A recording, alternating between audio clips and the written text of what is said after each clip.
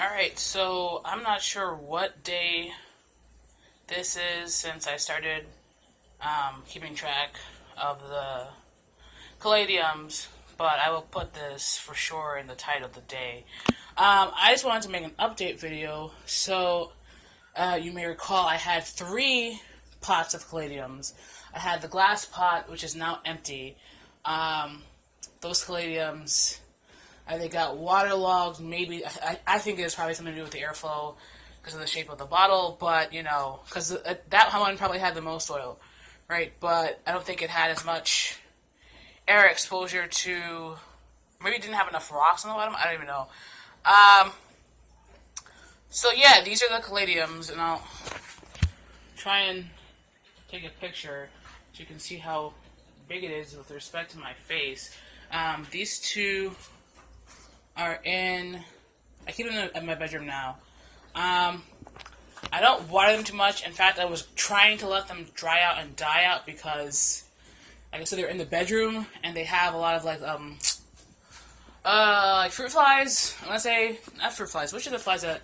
I guess maybe like fruit flies. The ones that I'm used to them every summer because summer and indoor plants, right? And I don't really care because I just put up some fly paper or I monitor my watering and it's all good. So I was planning on letting them die back, and my mom was like, no, that's inhumane. I'm like, I don't know how that's inhumane, saying it's how their annuals anyway, but, the idea is, let me grow these until they die indoors, and then however long that'll be. So, I'm not really watering these too often right now. They're, in fact, in the bedroom, it's, this kind of dry. You can see the mineral marks.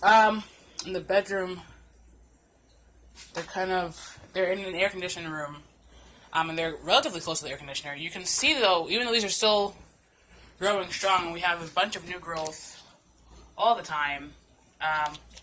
You can see that maybe I think maybe they're at the end of their life cycle indoors because even some of the new leaves are coming out. I don't know if this isn't that dry that it should be. I have to search up. But, actually, from here it looks fine. But there are a couple of leaves that are aging. Not actually, not even these. Where are these leaves? They're just, and it's great to see the cycle from when they come out nice and green. Why do these leaves look so like, oh, here we go, like this black spot. Maybe this is an overwatering? I don't know. But they go from like this, essentially kind of like this, to this. Let me try and see if I can bring it closer. So you see, no, this is an older leaf. This is a much older leaf. The pink is a lot more faded than the pink in that leaf. The green starts to fade around the margin as opposed to this richer, darker green, which is newer. And you see this older one again, somewhere in the middle, right? Because I'd say this is probably the oldest leaf. This is the second oldest, and then this is probably the newest, is what I put my money on. But I like this nice, however it came out. It's just lovely, especially from the back in the morning when the sun goes through it. Anyway, these are, again, not the ones I thought I was going to. I thought I was going to get some Caladium candidums. And these are Van Zyverden bulbs.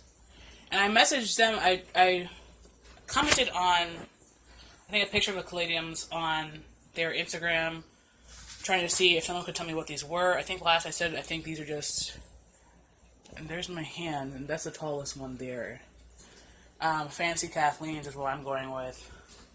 But anyway, we're going to see how long these will last indoors. This one, I think, has always been the tallest one. It has to be like, what? Let me see. Like 4 feet maybe? I know I had said, I'd searched up Fancy Kathleen or whatever variety I thought it was. I think the variety I thought I was going to get was going to grow up to like maximum like a little less than 3 feet.